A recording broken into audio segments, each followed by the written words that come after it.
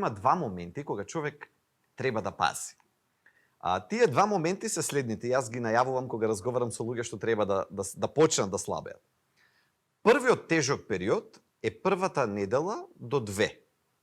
Тоа е периодот кога човек треба да си ги менува навиките и кога вистински ќе дојде во судир со претходниот начин на исхрана и на живот со сегашниот. Так. Тоа е првиот кризен период.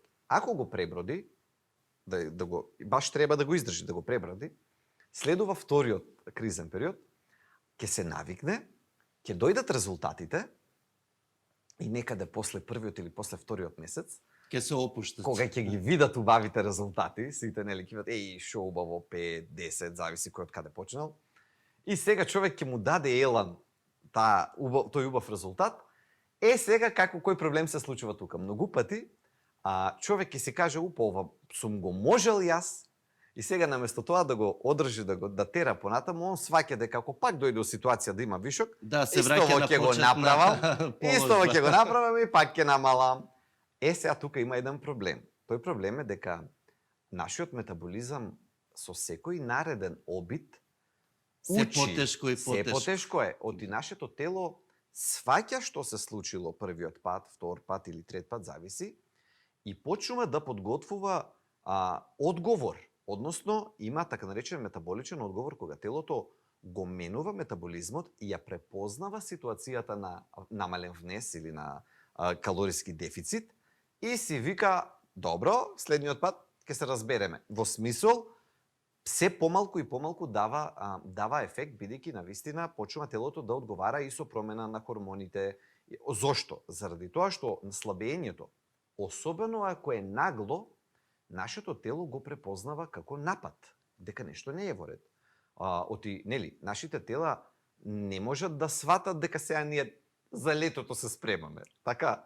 Значи, биолошки гледано, нашите тела перцепираат, гледаат дека секој ден е исти, да, дека нешто се случува, дека се намалуваат калориите и почнува да се самозаштитува.